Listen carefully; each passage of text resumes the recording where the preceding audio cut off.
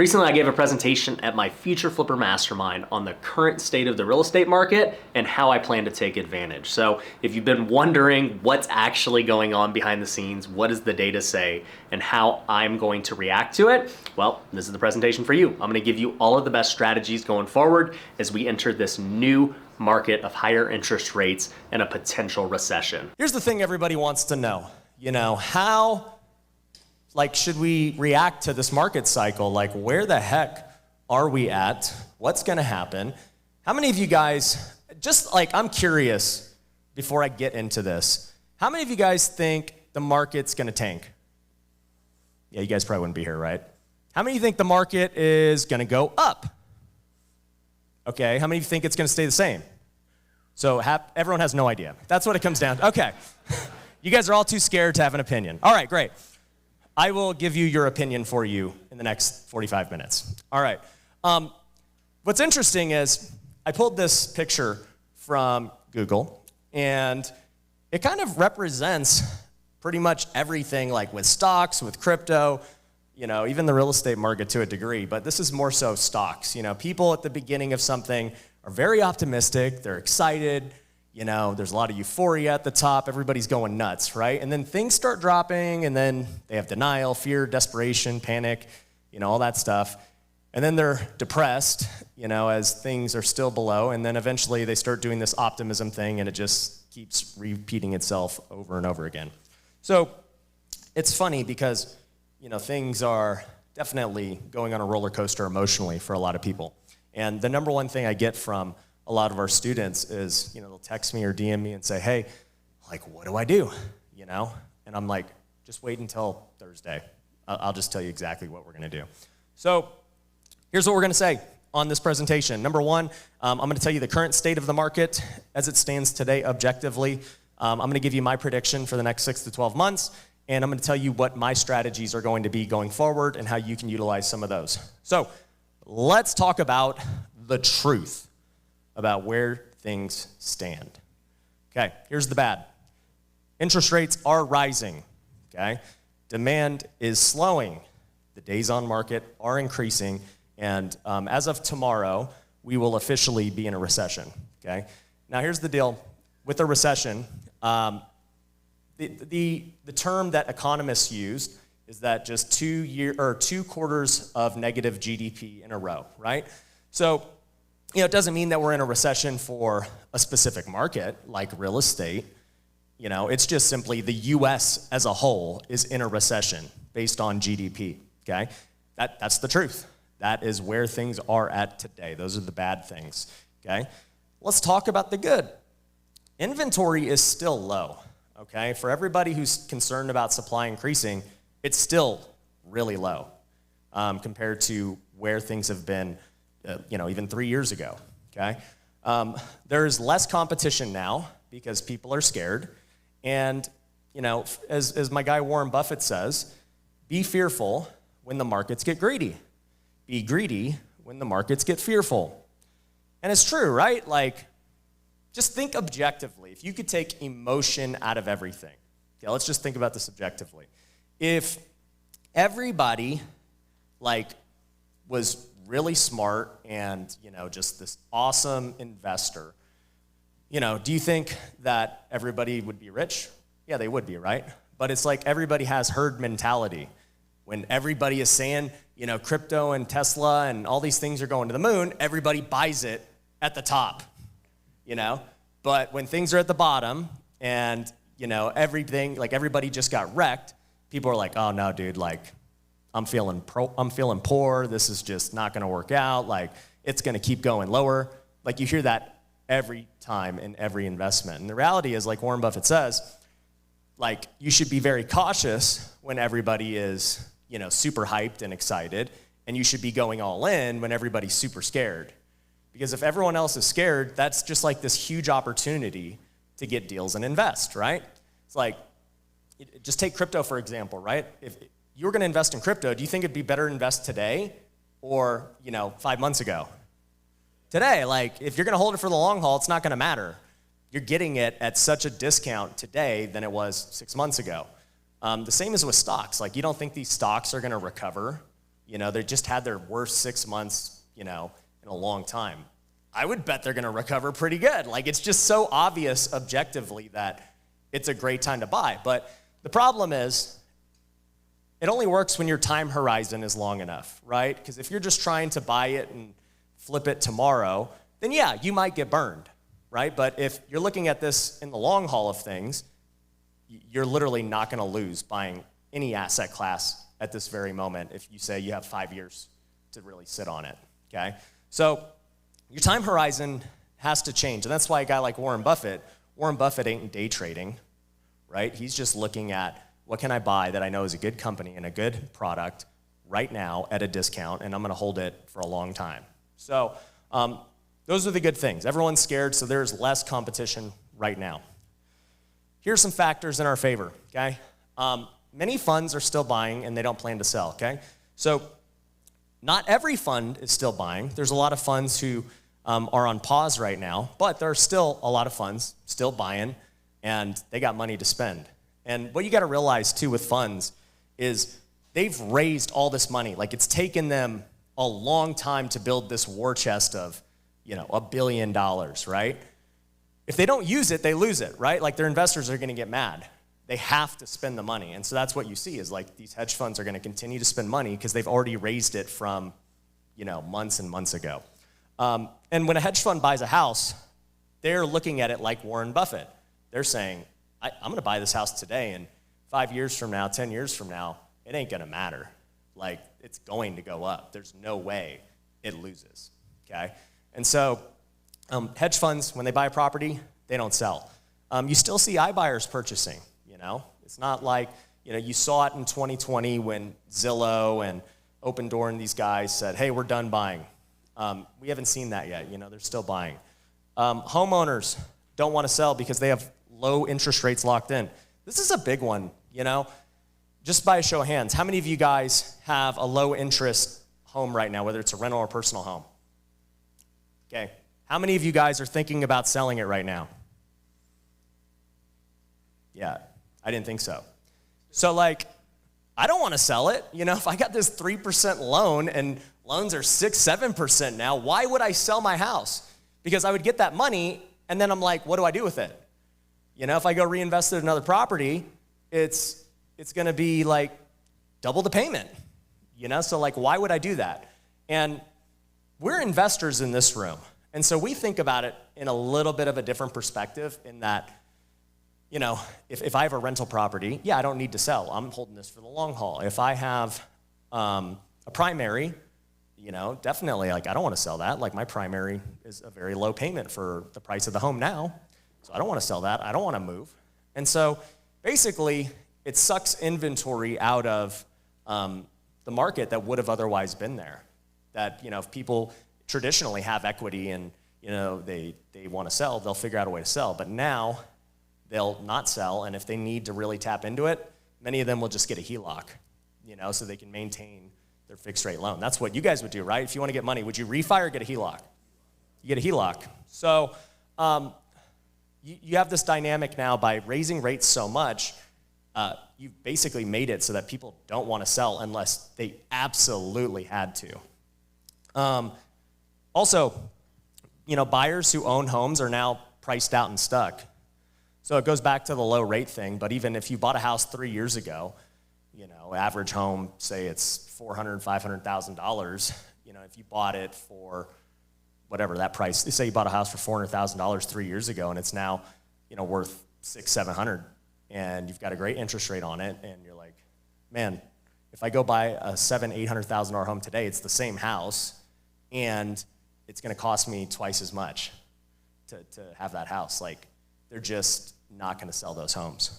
Also, too, builders still cannot build fast enough due to shortages. There are builders who are slowing down, but still, this article was in, I forgot, what is it, USA Today the other day. Fewer workers, slow supplies. You'll be waiting for a while for that new house to be built.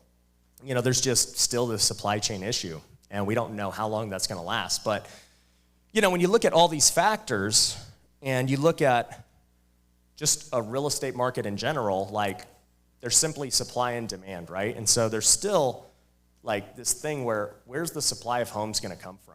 Is it going to come from builders? No. Is it going to come from people who just bought a home or refinanced? No. Is it going to come from funds? No. I don't know where it's coming from. Like, nobody has been able to tell me where this flood of homes is going to come from. So if we know that the supply of homes is not going to really increase, then we just have to say, okay, well, how bad is the demand going to decrease? And that's a question that still has to be answered, Demand is certainly decreasing, and that's what's driving up our inventory. It's not supply hitting the market. It's just demand, decreasing because interest rates are so high now, and, they're priced out, right? Like, so people are just less inclined to buy. That's kind of just like where things are at today. But, a lot of people are super concerned about interest rates, all right? So let's talk about what interest rates actually look like, because I think most of us have a skewed view, including myself. I've been in real estate since 2010, so I'm used to low interest rates. If you just look at 2010, when I started, okay, interest rates were 5%. I remember my very first house I bought, I got 5.25% interest rate in 2011. And I was like, I remember my mom telling me, because she had been a realtor for 30 years, she said, that's a really good interest rate. And if you look from her perspective, it was. I mean, she's seen interest rates at 7.5%, 8%, 9%. And so 5.25 was good. So, for me, if I'm going to try and think objectively about what's happening, I want to look at the history and what does it say? Well, it's like, okay, in the 70s, it was, 8 to 10%. In the 80s, it went ridiculous. Did you guys know that there were 18% interest rates? That's crazy. That's like kind of unfathomable now. But like looking from 1990, when a lot of these houses we buy today were built, they were getting 10% interest rates, and that is what it was. And then you've seen this slow decline, over 30 years, just kind of going down.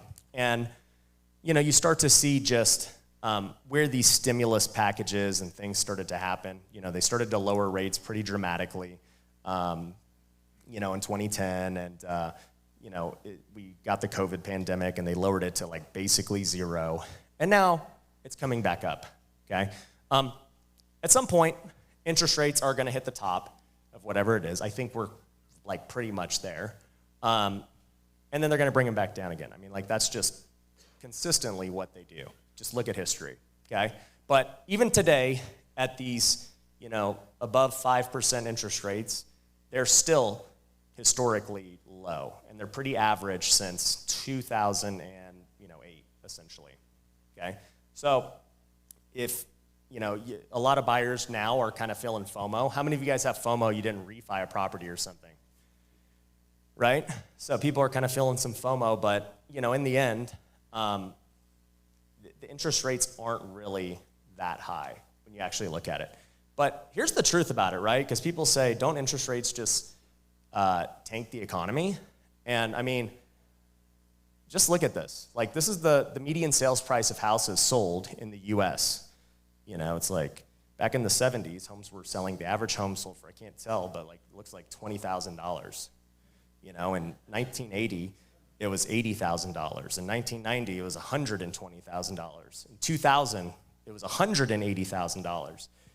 2010, even with the dip, it was still $220,000, And then as we go into 2020, it's now $320,000. So, at the end of the day, if you actually just look at this graph, it is a pretty straight graph. And really the only outliers are in 2005 when everybody got fake loans. That caused things to spike really fast. And then recently when they basically gave everyone fake money. That's what happened. It was just in a different way. Like you got fake loans and that was cool, and now everybody got fake money and they shot prices up.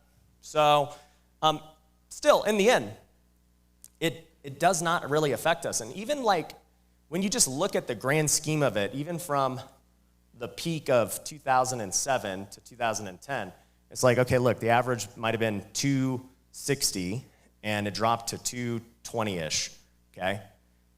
Are any of us buying homes that are worth 260 for 220 in this room? No, like a lot of us are buying homes worth 260 and we're getting them for 150. So do you think that even if we had the worst case scenario that, by the way, took 2 years to finally get to that level, if you bought it for 150, do you think you would have a problem? No, right? So it's like you have to start thinking objectively of like what's going on here. And you know, in the end, long term, right, if you do what Warren Buffett says and you have a long enough time horizon, it doesn't even matter, right? Because if you just look at this in 2007, if you bought at the peak, the worst time ever, you know, you paid $250 for a home, and then, you know, 2020 now, or whatever, today, this would be 15 years later, it's worth $420. So you're still up 170 grand 15 years later, and you've paid off 15 years of principal, you know? So, yeah, it's, at the end of the day, right, your strategy is gonna dictate, like, how you perceive this, and I just want you to know, regardless of what the interest rate does, I was trying to go back to show you that, but regardless of what the interest rate does, you know, you saw the interest rates go crazy, you know, they went up, they went down, they, you know, did all this stuff. The long-term trend is real estate always goes up. That's the reality. So for me, though, you know, that's looking at the national data. What you really want to look at is your local data, okay? So this is Las Vegas in the last 5 years. And so I want to point out, like, how to read this because, you know, it's just, for me, when I look at lines on a chart, I'm like, okay, cool. So here's the median sales price since 2017, right? In Vegas, they started at a little over 200K.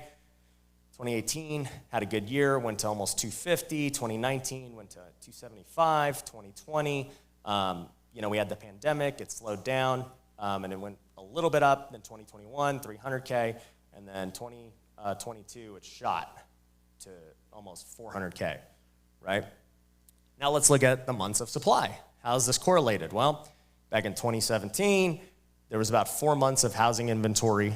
Back in 2018, and by the way, for those of you who don't know, months of supply is simply all of the active homes in your market divided by the last 30 days sold, okay? So if I had 4,000 homes on the market and 1,000 sold in the last 30 days, that means we have 4 months of supply. You know, if nothing hit the market, all of it would sell out in the next 4 months, okay? Now, with this, the months of supply, right, 2017 was 4 months. How many of you guys were flipping houses in 2017? Not a lot of people, okay? I was. My year in 2017, I flipped about 50 homes. We made 750 grand, and it was pretty normal. Like, it was fine. Nobody was freaking out of like the market was crashing in 2017.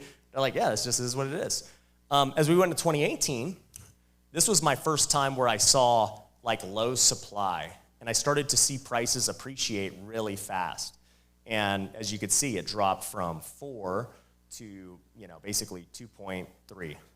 And so that was a huge jump. That was when I first started to see like, man, my ARVs are like getting way above. You know, I'm thinking these houses are gonna sell for, you know, at that time, 2018, 250, and they were selling for 280.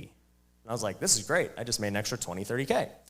And then something interesting happened in 2019. Well, at the end of 2018, you can see it go back up. You wanna know what happened at the end of 2018? Who can guess? Interest rates went up.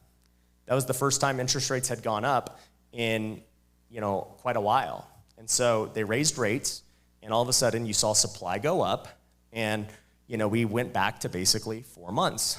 From there in 2020, and that's kind of where we were hovering, right? And as you saw in 2020, things started to go down, supply, people were getting excited, and then the pandemic hit, and still, we pumped all this stimulus, we lowered rates, and it just kept going straight down, and now you're starting to see it level off, right?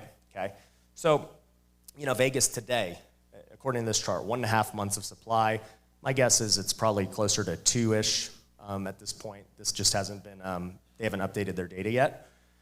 But nonetheless, right, we see in the last 5 years these times where supply fluctuates up and down. okay? Because this is what everyone in the media is freaking out about. There's homes on the market. There's supply, okay?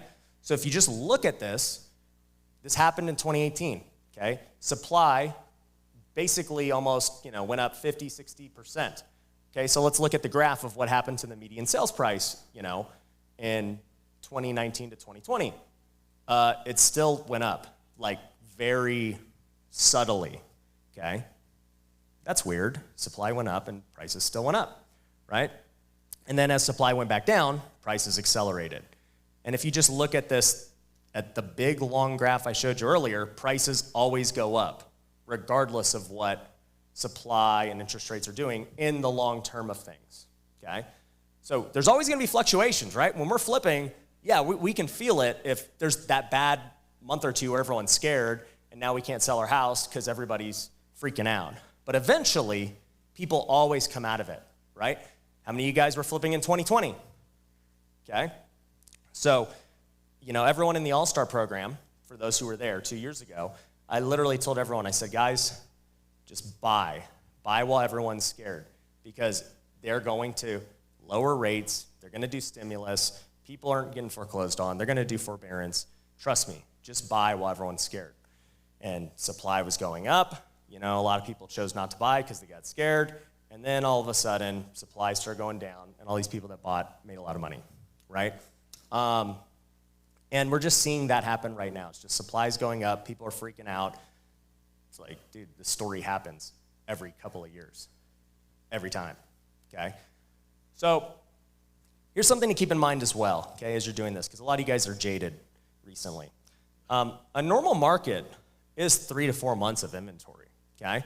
So when we have 2 months, supply is still low, okay? It's still, like people say, oh, it's a buyer's market right now. It's really not. Like, it's a buyer's market if you're freaking out and you want to, like, you're making yourself a motivated seller, right? But, at the end of the day, a normal market's 3 to 4 months of inventory. When you have 3 to 4 months, you're basically going to get the price that you expected to get. It's not going to go up. It's not going to go down. You're going to get probably what you anticipated. It's not going to be how it's been the last 2 years where you got this price that you're buying it for, and all of a sudden you just sold it for $100,000 more. And you're like, wow. Like, that's not normal, okay? Also in normal markets, it takes 30 to 45 days to get a good offer. Like, that's what house flipping really looks like. You can't just get 12 offers a day. Also, the renovations need to be well done. In the last 2 years, you could get away with anything and everything. You're like, I'm going to sell you this turd, and you're going to pay me $20,000 over list. And they're like, okay. And cash. You can rent back for a year. So that's what it was. It's like, yep, that's normal. If we're not doing that, then the market's crashing. It's like, no, that's not normal, okay? In a normal market back in 2017, you have to make that thing top-notch to sell. It has to look good. You're going to have concessions. You might have to pay closing costs. It's crazy, I know, but that's what happens. You might have to do the repair request and, fix it up. You can't just tell everyone to F off and then, I have 12 other buyers lined up, take it or leave it. You can't do that in a normal market, okay? You also have to list it at market value, okay? Like, you can't price it $50K over what it's worth. You're just not gonna get offers, okay? That's what a normal market looks like. That's what we're entering, okay? We're already in it, in fact, okay? So what I want you to keep in mind is the market isn't crashing because you didn't get 15 offers over ask in the first hour of listing the home, okay? It's also not crashing because you put lipstick on a pig and didn't have everyone all over it, okay? It also isn't crashing because now you have to take an FHA loan, okay? And it's also not crashing because the news says supply is rising, all right? That's the truth, all right? Does everybody, you nodding your head, you agree? Okay. So let's talk about if it was crashing though. Let's just say I'm completely wrong and whatever happens, happens, right? Even if prices started going down, the strategy is very simple, okay? Underwrite your deals more conservatively, even less than market value, okay? Try and predict where the puck is going and be ultra conservative. So, if you say that this house is gonna have a 500K ARV, maybe you're going into it saying, you know what, I think it's gonna be 460 while I'm done with it, And at that point, you can still flip and wholesale and make money, all right? It doesn't mean you just stop getting deals, right? You just underwrite the deals differently. Also, too, if prices start going down, you can believe there's like no competition. Everybody's crapping their pants and they're out of the game. And that's great. It makes it way easier for us. And also, too, it gives us more value to sellers now who want to sell because they don't have everyone knocking on your door. And like now you're like, yeah, I'll pay you cash or I'll do something. And they're like, dude, thank you, because they don't have that. Negotiation will be way easier. You know, even if you're a crappy salesperson, you'll look like a rock star if prices are going down. And cash is going to have more power. That's what it comes down to at the end of the day. You know, right now, the wholesalers and everybody have had the power where they're like, no, pay me whatever. It will revert back to the cash buyers who are like, no, dude, like, get me a better deal. And you just have to know that, right? It's always this power shift of who's in control in real estate, okay? So let me tell you what we see on our flips. For those of you who don't know, we have like 40 to 50 active flips going on right now, okay? So I got a lot of debt, got a lot of exposure. I'm not too worried about it. But here's what we're seeing. There are significantly less offers, but there are still buyers, right? We don't see all the offers that we were getting months ago, but we still get offers. You know, there are still properties in escrow. It's not like we have zero in escrow and like nobody's buying. People are still buying. You know, yeah, it's sitting longer, but that's life. You know, we've seen that the market's kind of been in a waiting pattern. You know, there are tepid buyers who are like, I would buy, but I'm not sure. And then there are the people who are like, I have to buy. You know, I'm moving, I'm whatever. And so those people are the ones buying right now. And then there's a lot of people just kind of who are on the sideline and still kind of unsure. For us, we're pricing everything at market value now. You know, before we were pricing it way over market. A $400,000 house, we'd price it at $430,000, $440,000, and just we'd get it. You know, we can't do that anymore. So we'll price it right at $400,000. Just give them a 3% commission, like make it what we do in a normal market. And look, for us, and a lot of people too, they'll say, man, you guys are dropping your prices. It's like, yeah, because we had them listed at $440,000. We have to drop it to actual market value. You know, when you see all these price drops, it doesn't mean everybody's just undercutting below market value. It's like, I'm price dropping because I was like way above, you know? And honestly too, just for us, we are prepared to undercut if needed, right? So like, if it was worth $400,000 and we had to sell it for $380,000, $370,000 just because we wanted to get rid of it and maybe limit our exposure, you know, at the end of the day, we'd probably do it just because for us, we're in a different spot, right? Like I make my money in so many different ways now. It's not just from flipping houses. And so like, I'm in a different point in my life where it's okay to have less risk on that side of things versus being all in because that's the only way I make money, right? So everybody's gonna have different risk versus reward. And so like what you'll see now is, you know, maybe older guys who are more well off who just sit out the market. They're like, I'm not playing this game, right? And it doesn't mean that they think the market's gonna crash or that, you know, they just are thinking everything's gonna go down. Just for them, the risk isn't worth it. They've made money. There's no point. They're older in life. It does not matter. I remember in 2020, I had this conversation with so many big investors, and they're like, Ryan, you're an idiot. Like, you cannot buy houses right now. It is just crazy. And I'm like, I'm young, and I'm trying to make my mark and like get ahead while you guys are all, you know, older and well off and whatever. That's cool. I get it. I get why you do it, but your advice does not apply to me, okay? You got to always keep that in perspective. And that's why everything we always do at Future Flipper, I make it very known. I'm like, what I do is going to be different than what you do, okay?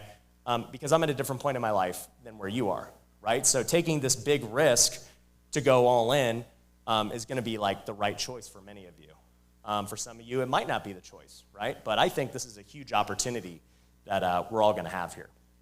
So here are some of my predictions the next 6 to 12 months. These are all my predictions. You know, on YouTube, I'd say invest or whatever at your own caution. I forget what they all say. But here's what I think is going to happen. I still think rates are going to get lowered later this year. I've been kind of saying this since the beginning of the year. I still believe it. I think demand's going to increase again when that happens. You remember the chart in 2018 I showed you? They raised rates, supply went up, and then they lowered rates, and supply went down. I think you're going to see that.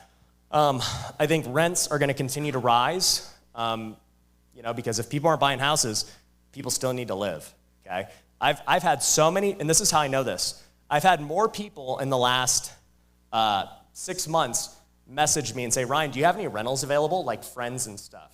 And they're like, yeah, my landlord wants to increase my rent like $500. I've had that happen a lot. And then I'll look at it and I'll be like, my rent's not going to be much different than what their rent is for you, that's just what it is. And especially for me too, now on all these rentals I'm buying with, I'm burning most of them, like my rate's high, like my payment's high. The rent has to be that to cover it. That's me breaking even. I'm not even trying to make money, So I think rents are going to continue to rise as this all plays out. I also think that new loan products and government incentives are going to help affordability. So I actually made a video on YouTube last year where I said, this is when you're going to see things like happen in a recession. And one of the things I said was 40-year mortgages and, ARM loans. And you're going to see a lot of that. I think the 40-year mortgage is definitely coming back to be like a normal product, especially at high rates. And I think ARM loans are coming back. And that will help affordability, right? Because basically what people are going to say is that they're going to buy now and get the price today and eventually just refinance when rates get lowered. So they don't really care if they get an ARM loan or whatever else. They're going to just buy with the anticipation of refining later.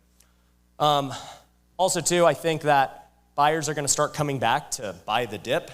For those who couldn't win bidding wars these last 6 months, maybe 12 months, they're going to now hear like, oh, there's not a lot of competition. Maybe I can get a deal now.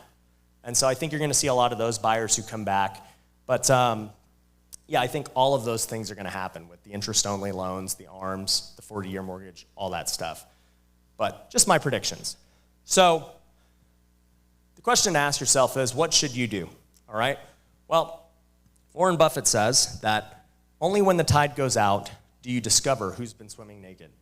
And a lot of people were using this in 2020. They're like, man, we're going to find out who's real and who's not. And I think, we just saw this 2 years ago, but we're going to see it again because that's what history does. So for me, my favorite strategies the next 6 to 12 months are wholesaling, net listings / novations, development, multifamily, and then seller finance and sub 2. I think those are the optimal strategies going forward. So let's talk about this. For me, actually, let me talk about Future Flipper as a whole. A lot of people think Future Flipper is all about just house flipping. It's not. Future Flipper is about just real estate investing. When somebody asks you what you do for a living, you're not a house flipper, you're not a wholesaler, you're not a landlord, you're a real estate investor. That's what you do, okay? For us, for those who've been in my All-Star program, way before all this stuff with the market started happening, I said to everybody that I was going to be transitioning my business to wholesale predominantly. How many All-Stars remember that, right? This was maybe like 4 or 5 months ago. And so for the last 5 months, we've been building out our business in the back end to basically wholesale at scale. Like we want to raise our marketing budget triple. Like I want to spend $200,000 a month plus on marketing because I think there's that big of an opportunity.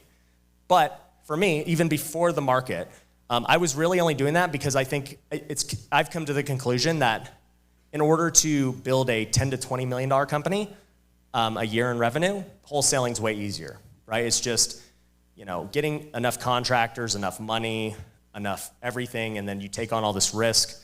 It's very difficult to flip. I've always told people, I'm like, I don't want to flip 300 homes. Like it's a nightmare. I don't want to do it. But I'm cool flipping 100 homes. We've been doing that forever. So for me, when we decided that we were going to raise the budget, we said, okay, well, we're still going to go buy 100 homes. I might flip 50 of them. I might keep 50 of them as rentals, and I'm going to go wholesale 200 of them.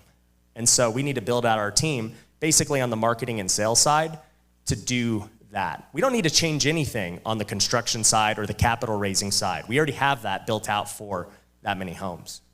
And so I was already on that path anyway. But wholesaling now makes even more sense with today's market, right? If you're very scared of where things are going, you literally can't lose wholesaling, right? You're just going to back out of a deal if it doesn't work out, right? your only risk is really your marketing. And so if you know what buyers are willing to pay, you'll be just fine, okay? So I think wholesaling is a great thing, and it means that all of you need to really work on your marketing and sales piece of your business, because it makes, MLS and buying from wholesalers more difficult when you're trying to be the wholesaler. You can definitely wholesale in the MLS, but I think building a direct marketing engine is going to be very beneficial for the next 6 to 12 months, okay?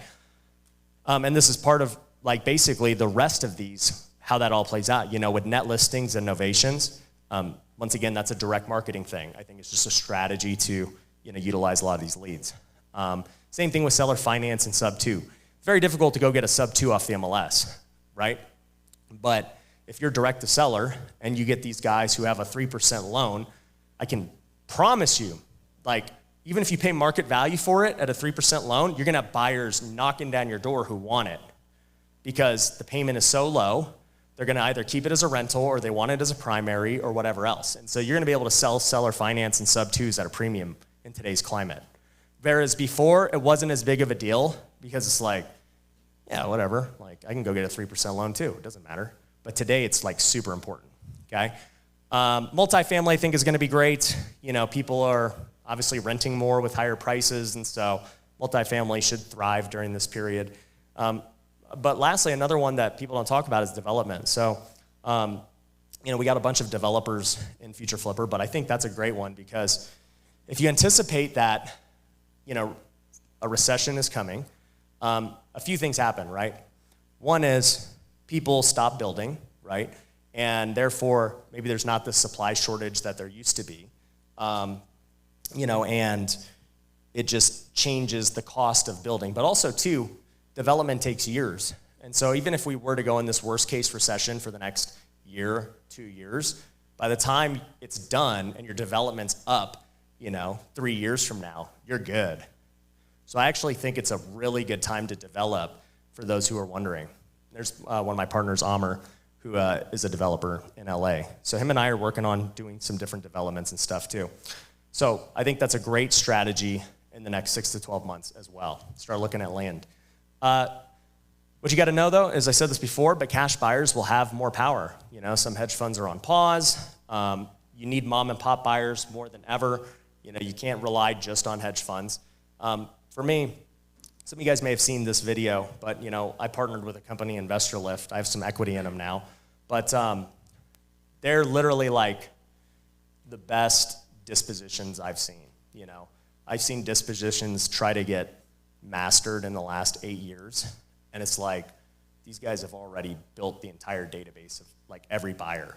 They have 4 million buyers. Hedge fund, they have a list of every hedge fund, every cash buyer, every person in this room, you're on Investor Lift.